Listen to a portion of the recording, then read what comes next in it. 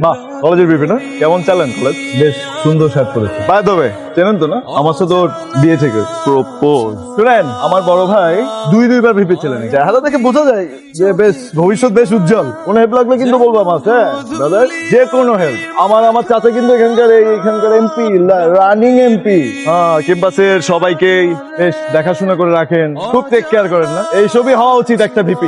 বলবেন কোনো হেল্প লাগলে। আর হ্যাঁ, বলতে পারেন আমাদের বিয়ে অগ্রিম দাওয়াত দিতে। ঠিক আছে, কোনো হেল্প লাগলে অবশ্যই জানাবেন। হ্যাঁ, ক্যাম্পাসের সবাই দেখাশোনা করে। বড় রাজনীতিবিদ হইতে হবে। হ্যাঁ, চলো। কলেজের অবস্থা মুর্শিদের দায়িত্ব দিয়ে আসছে, আমারও বুঝাই দিয়ে মনটা ভাই আমি বুঝছি। প্রেম ভালোবাসা সব ভাই তকদিরের ব্যাপার। প্রেম ভালোবাসা সবার কপালে জোটা না। যাস না, শোন, আমি কালকে থেকে ক্যাম্পাসে আসতেছি, সবাই বলিস যাওয়া হয়েছে, এটা নিয়ে জানি কোনো আলোচনা নেই। অঙ্গন, আমি সরি, আমি তোমাকে একটা বিষয় জানার। অঙ্গন, তুমি আমাকে ইগনোর করছো। কথা বলছি তোমার সাথে, ইগনোর করছো। আমার মনে হয় আপনি বুঝতে পেরেছেন আমি কেন আপনাকে- অঙ্গন, আমি আসলে খুবই সরি। আমার তোমার সম্পর্কে না জেনে এভাবে প্রপোজ করা ঠিক। একটা মানুষ ভালোবাসতেই পারে, তাই না? আমি তোমাকে ভালোবেসেছি, তুমি আমাকে ভালোবাসো, ডান।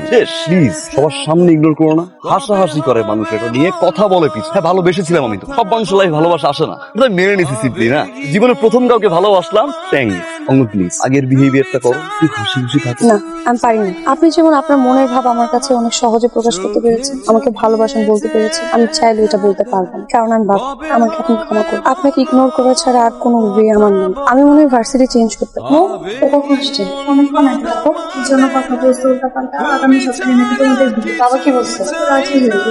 তোমার ভার্সিটির পোলাপান নাকি তোমাকে রিসপেক্ট করে, এর জন্য বাবা রাজি হয়ে গেছে। কি সমস্যা তোমার? তোমাকে আমি বলছিলাম না যে আমার এক্সাম? বলেছিলাম। যেটা বলছিলাম, আমি আমাদের দুই পরিবারের মান সম্মানের কথা চিন্তা করেই কিন্তু বিয়েটা আগানোর কথা বলেছি। আর আমি কিন্তু ওর পড়াশোনা একেবারে বন্ধ করতে বলছি না, শুধু এই যে কয়েকটা দিন আছে বিয়ের, কলেজে যদি না যায় তাহলে ভালো হয়। আর বাকি আপনাদের ইচ্ছা।